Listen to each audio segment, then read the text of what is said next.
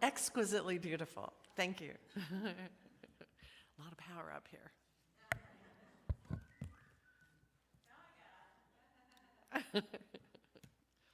Well, the topic of this talk is wandering off the path. And, I thought about it all week because I assumed it meant wandering off the spiritual path, but it could also be wandering off the path of the householder.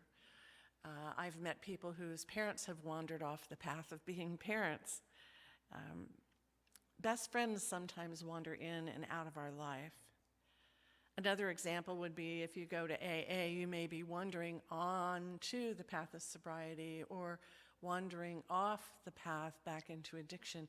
So there's all this wandering going on, and you kind of get the picture. It's a dedication to a path, and at times we wander off. And I think we've all found ourselves do that at one time or another. Because we occasionally see it here. People come here and they get so enthusiastic about this teaching, and they jump right in. I want to take classes. I want to be on a Save a team. I want to help this. I want to help that. And at some point, they think they've got their life all straightened out and it's all tidied up with a little bow. And then Sunday morning comes and it's like, I'll sleep in. Well, maybe we could go to Mount Shasta. And then, what else could I learn? Because we talk about classes. What else could I learn? I don't know. I've already taken that. Don't need to take any more classes. And then we talk about meditation, and oh, heck, I can meditate when I'm hiking. No problem with that. So sometimes people begin to wander away.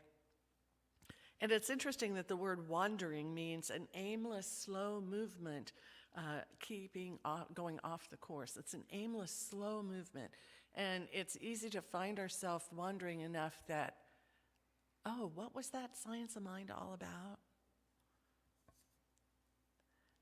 Sometimes people end up wandering back, and I always love that, because they come back and realize, oh, I forgot what it's like to be involved with a like-minded community, a like-minded group of friends.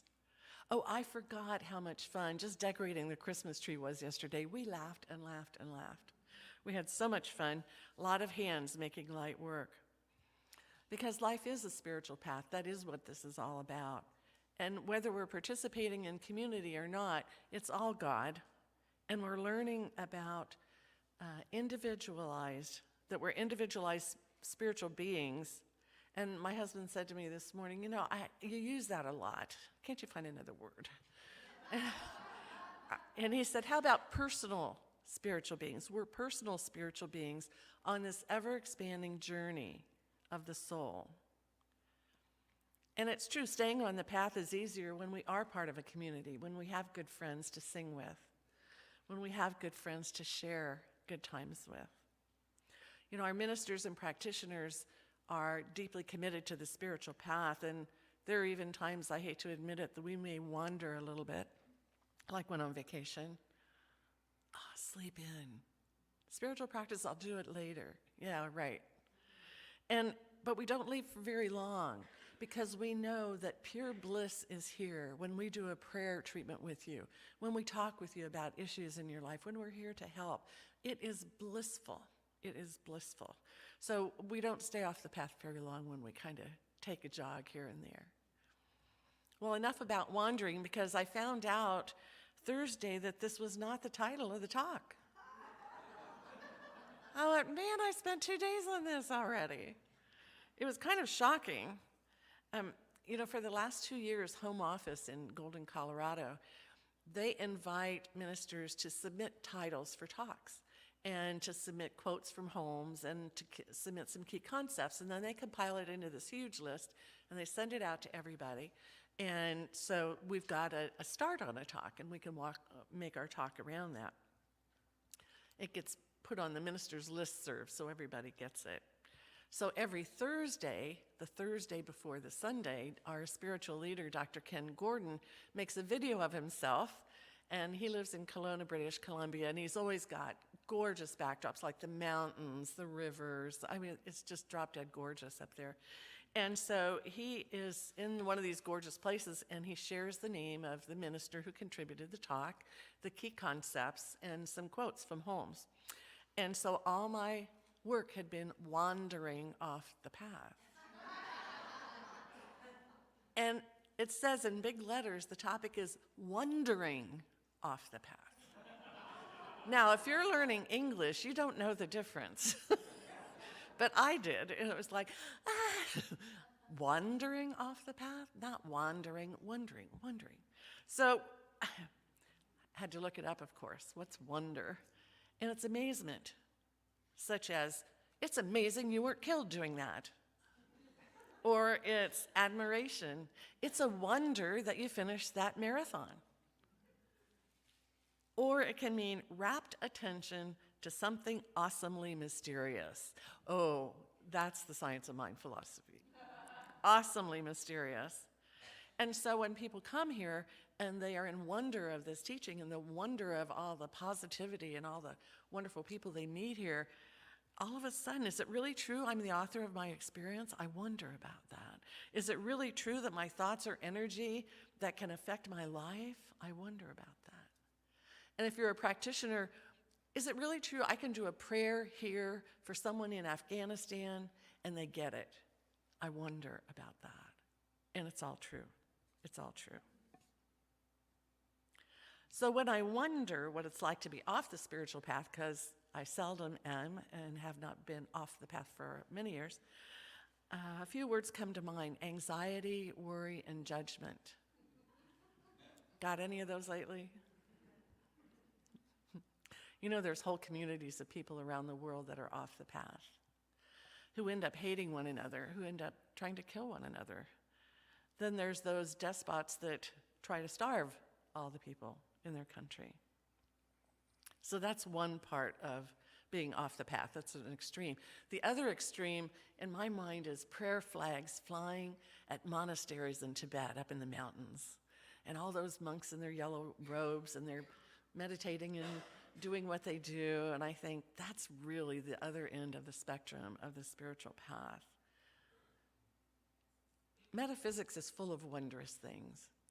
You know, Einstein said when he looked at metaphysics and the science behind the things that you can't see, that it was doggone right creepy. And I think that was really cute for his day, because it is the things that we can't see through the energy that's pulsing through the universe that makes this such an awesome, mysterious experience to be human. So lately I have been rereading a book, and I don't do that very often. But it's a book by Dr. David Hawkins, Hawkins, because you might want to remember that name. He's a world leader in the study of consciousness, and his book is Transcending the Levels of Consciousness. Now, he's been clinically studying this for over 50 years, and he's highly regarded around the world when it comes to this. The first time I read the book, I underlined everything. I didn't even put a pen in my hand. It was like a sacred text. I was like, oh my God, I couldn't put it down. And so this time I'm a little further along, pen in hand, I'm underlining, and I've got purple ink everywhere. But it's so powerful. And I thought, now that we're wondering, I thought you might wonder about consciousness. And so I thought I would share some of that with you. Right now I'm at the part of the book where he's learning how to live fully in the divine presence and yet still function in the world. Do you ever wonder about that point where you're going to get so highly evolved and you're not going to want to do the laundry, you know? So he's learning this, and I have great respect for people like that. But he was able to map the levels of consciousness, and he calibrated them into levels. And it's not always linear, but each one of these levels we've evolved more, I guess you would say. So he has number one, that's when you're breathing. And it goes up to 1,000.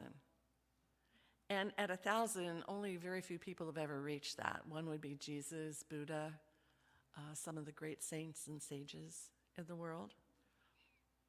And what they did was attain the experience of being in universal mind with God. So let's look at this scale, because we know in Science of Mind that we exist in a field of energy that's called consciousness. And the power in this field has infinite potential to manifest as matter through the power of our mind, focused mind. We believe that what we focus on and we nurture is an energy, and that in subjective mind and subjective consciousness, we water that, and it's like a magnet and draws to us like energy. Jesus said, it's done unto us as we believe. It sounds simple, but the process is always a little more mysterious than that. So most of Dr. Hawkins' designated levels of consciousness are based on the personal power that we develop through education and life experiences.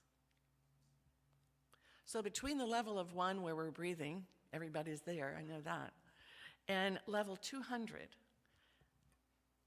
it's the lowest level of consciousness. He said it's pride, anger, fear, apathy, hatred, guilt, and shame. Where a person at that level of consciousness sees varying degrees of hopelessness in the world. Might have crossed your mind sometime this year. Might be general feelings of being frightened about the world, frustrated. Maybe feelings of, gee, I'm a victim here. But once a person's consciousness reaches a level of 200, he said that's a big point. That's the stage where courage starts to show up. Now all of a sudden, I'm willing to try new things. I'm willing to deal with the issues in life. It's a big step from I'm a victim to have the courage to deal with life. We begin to face our fears. So he said this is at 200, this is the level, first level of personal power in the evolution of our consciousness. He finds that crossing the threshold of 200 is the most critical step in the evolution of humanity, because all of a sudden we start to have a more positive view of the world. Yet our view of God is still one of judgment and wondering if we're going to be saved. So we have a way to go there. But when we get to the level of 250, he calls it the level of neutrality. Now, I thought that's a little early for me to go from less than 200 to neutrality. But he said it's really the beginning of our inner confidence. We start to have confidence in ourselves. We feel safer in the world, and we don't have to prove anything to everyone. When we're in that level of neutrality, we begin to feel safe, we begin to feel calm, and we start to flow with life. It's like a flower automatically opening to the warmth of the sun. It's a trust. We allow that grace of divine energy into our mind, into our knowledge of what we believe about the universe. Now at level 310, the key word is willingness. We become willing to participate in life because we have greater self-esteem. We're feeling really good about ourselves. We're more forgiving. We're optimistic. That in itself, if you're optimistic, don't you want to learn more? Because there's so much to learn. So that's the area that we're encouraged to grow further in our knowledge. And this is the level when we start pursuing spiritual truths. You know, I remember that. Because I remember when I came here after divorce and worked 2 years, 7 days a week, and finally thought, life's got to be more than this. And I thought, you know, growing up Catholic, there was something comforting about spirituality. And I decided to walk in this door and never left. And so this is the level where we're willing to explore. At level 350, he says this is a major area of transformation when we recognize we have the capacity to live harmoniously with all the forces in life.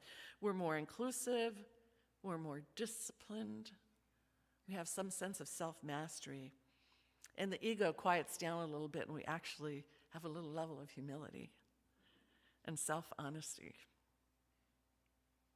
And you know, when we get there, humility and self-honesty, we're increasing our spiritual energy.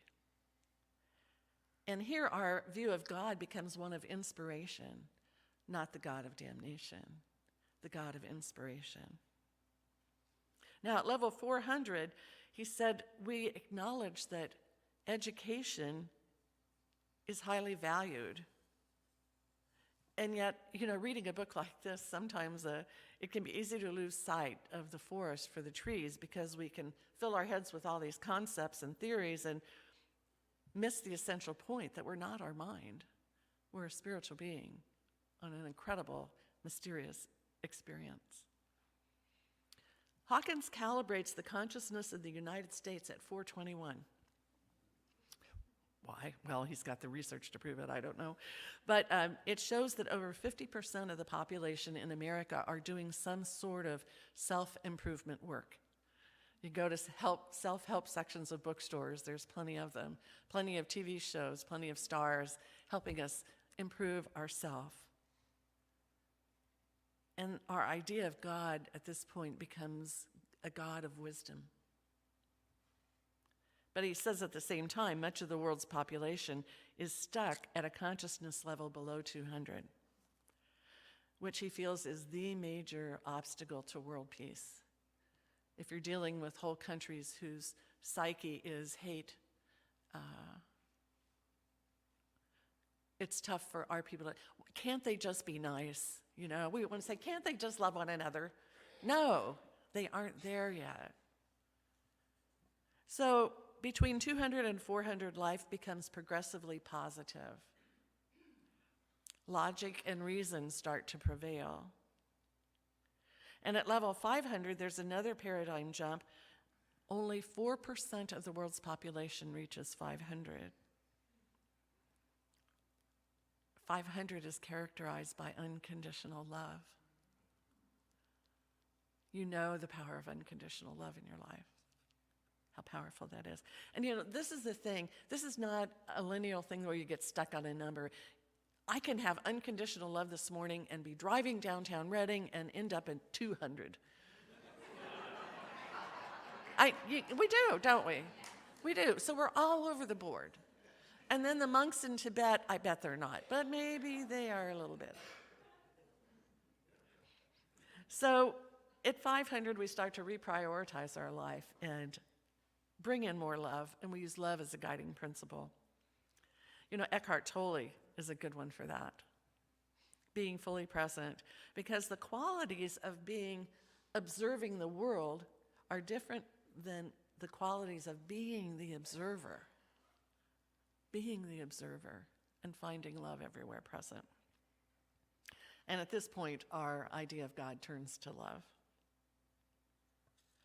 Now at level 540, he says that's the level of spiritually based self-help groups, spiritual healers, and advanced spiritual students.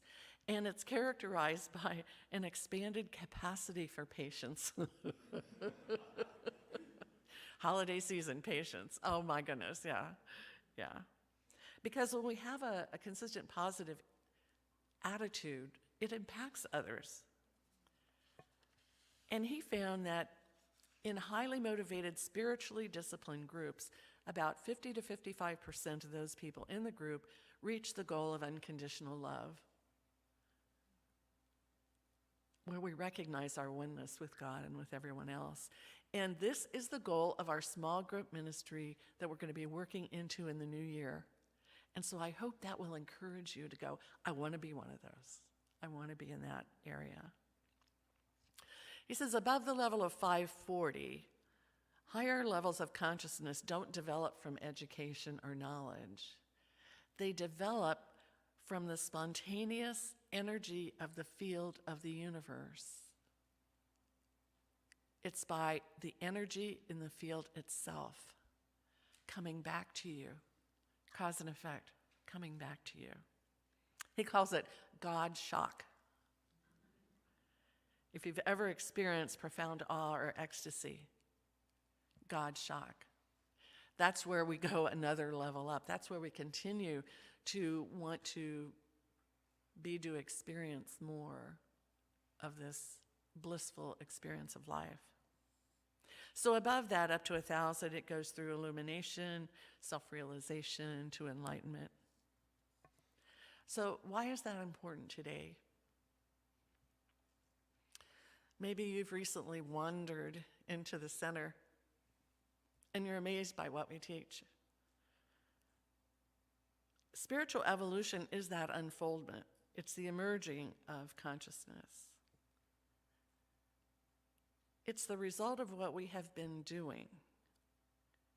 But education and knowledge take us further along the path. And that's why we so often say, classes are coming, participate. Because I don't know about you, sometimes the temptations are below 200. Anger, fear, apathy, guilt. Sometimes they just kind of pop up and you go, where did that come from? It's still there. And so that higher levels of consciousness then begin to occur spontaneously. We're starting to surrender ourselves to God, to this universal unconditional love. So as we approach the new year, I invite you to sometimes wonder about this and how it can change your life. You want more happiness? Believe me, it's here. You want more joy? It's here. You want more love? It's here. You can experiment with it. Prove it to yourself. That's the fun part. In January, we're going to be doing the 40 days of prayer, and I really hope you participate in that and amp up your level of consciousness. Let that grace of God that's out there already penetrate that loving heart, and it will automatically take you to the next level. And there, even greater love and experiences will occur. So let's pray about that.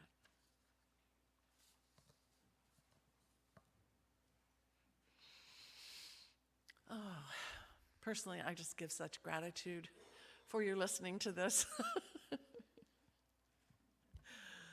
You know, I can only talk about what excites me, and this just is wonderful. I just love the knowledge and the wisdom that's already out there in the universe.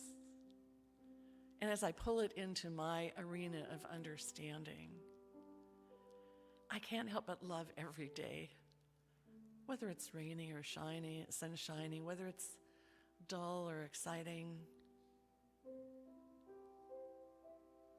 Right now, love, especially in this holiday season, is the answer. Love for all people, love for all activities, love for those stuck in that less than 200 level of consciousness, even if they're there for a minute or for a day. Yet I know many are there for a long time. So I offer my prayer of revelation, encouraging all to open their heart to just see what it feels like to feel wondrously in love with life, wondrously amazed at the universe, wondrously amazed at nature, wondrously amazed at ourselves. This is pure love, pure grace, and I accept it for myself and you, knowing God is smiling today, not as a separate entity, but a heart in our heart, smiling today at considering these opportunities for personal growth and deeper connection to spirit. So now I release these words, knowing you're all going to do what's right for you, and that's perfect. As I do what's right for me and offer this and let it go, knowing we're all divinely guided by the One. So thank you, God. Thank you. And so it is. Thank you.